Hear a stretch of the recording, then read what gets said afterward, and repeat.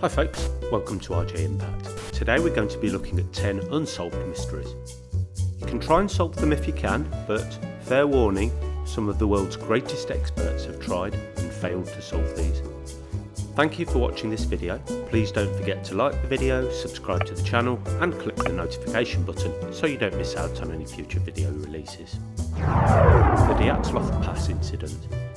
The Dyatlov Pass incident was an event in which 9 Russian hikers died in the Ural Mountains in February 1959 in highly unusual and uncertain circumstances.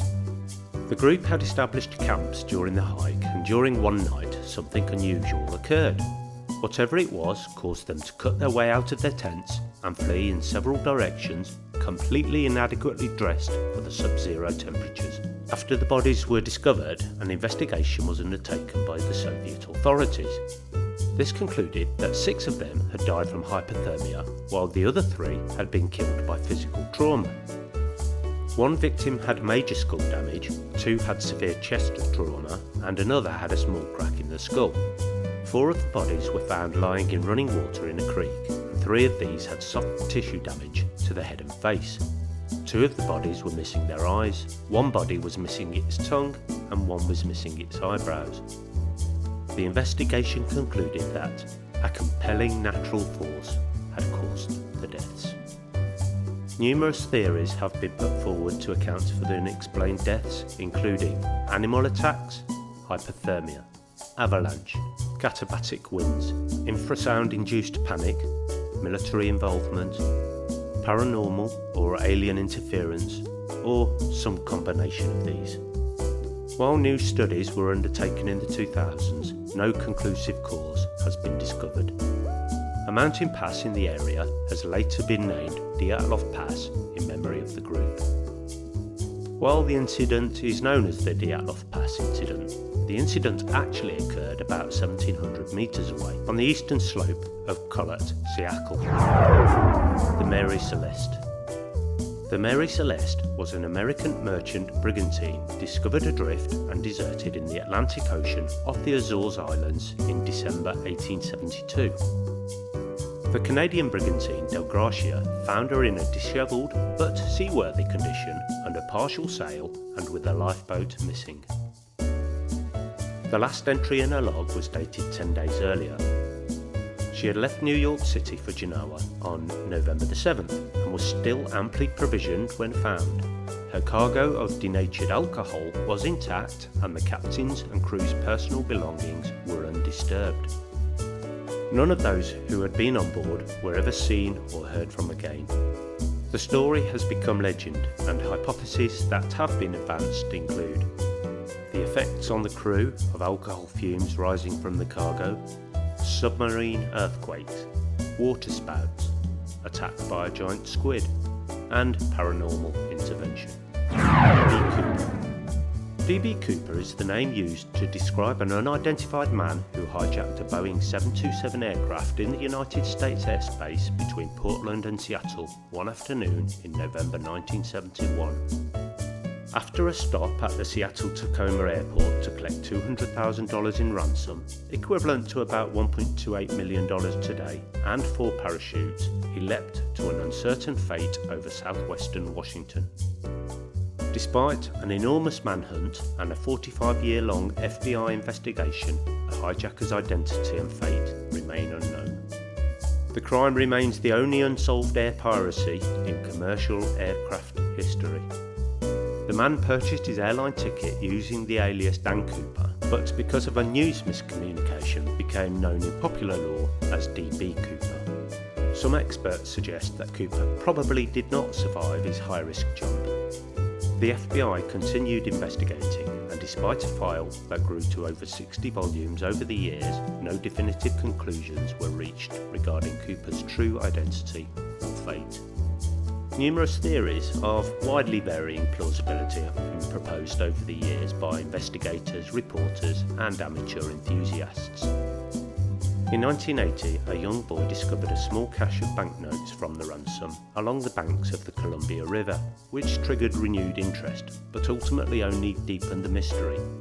Most of the ransom money is still unrecovered. Sleeping sickness. Encephalitis lethargica, also known as sleeping sickness, was first described in 1917. The disease attacks the brains, leaving some victims in a statue-like condition, speechless and motionless. Between 1915 and 1926, an epidemic of sleeping sickness spread around the world, and it is estimated that more than 1 million people contracted the disease.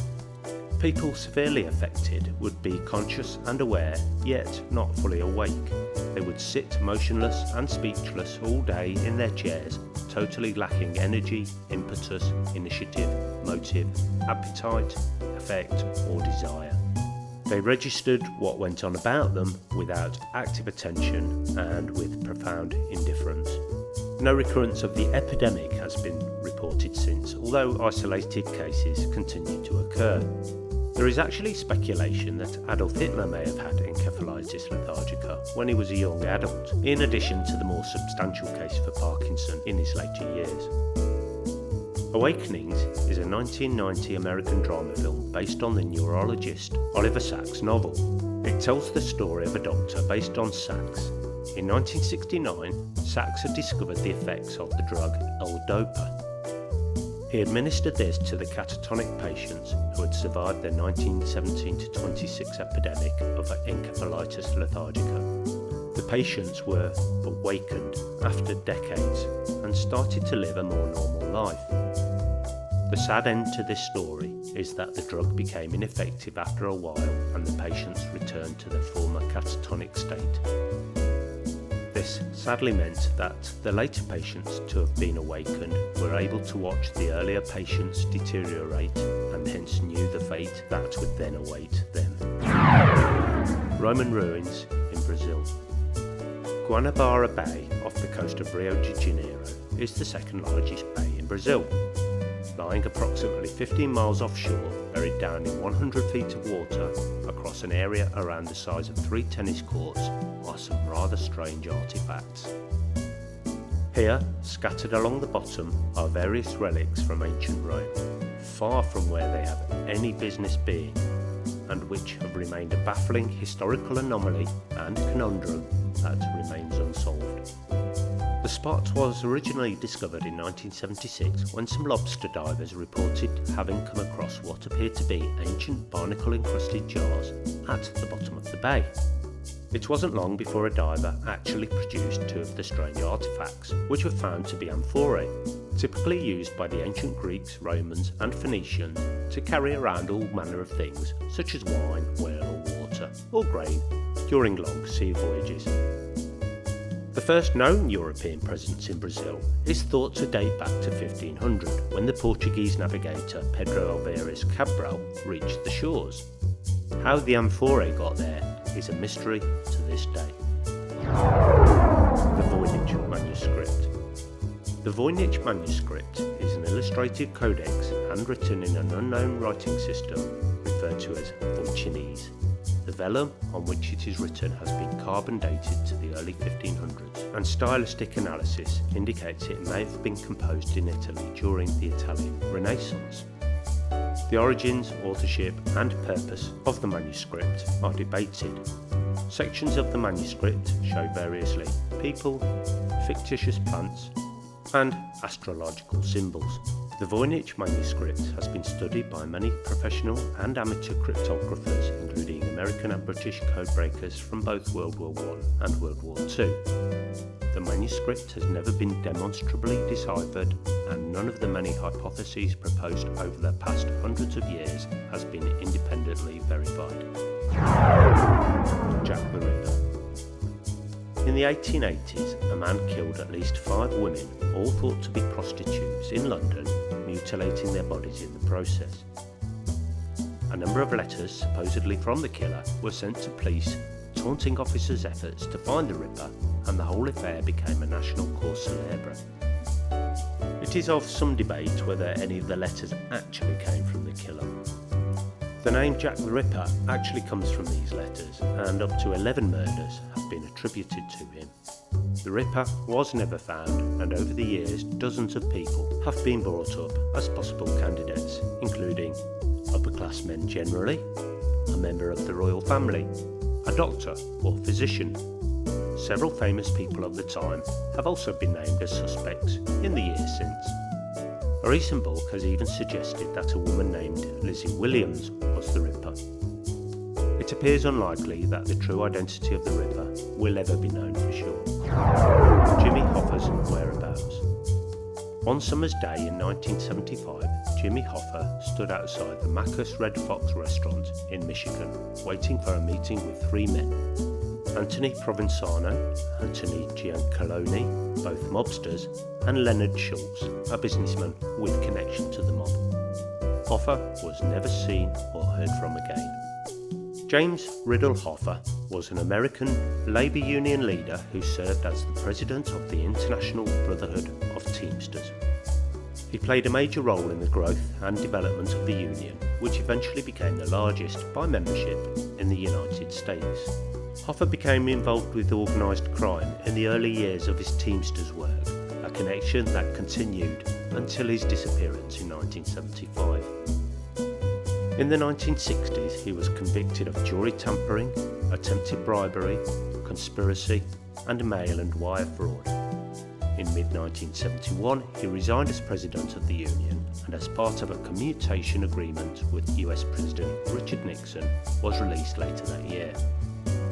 Theories over what happened to him include: he was burned in an incinerator, he was buried under the Giants Stadium, he was buried under a driveway in Michigan, he was buried under a horse barn, he was buried under General Motors headquarters, he became part of a Japanese car. This refers to him being crushed while in the boot of a car before the scrap metal was sold to Japan. He was buried under a swimming pool. The FBI have dug up a lot of these sites looking for Hoffa's body, but nothing has ever turned up. As most people who could have been involved are now dead, it looks like this mystery will never be solved. Dark matter. Dark matter exists. While it sounds sinister in nature, there is a lack of explanation as to what dark matter actually is.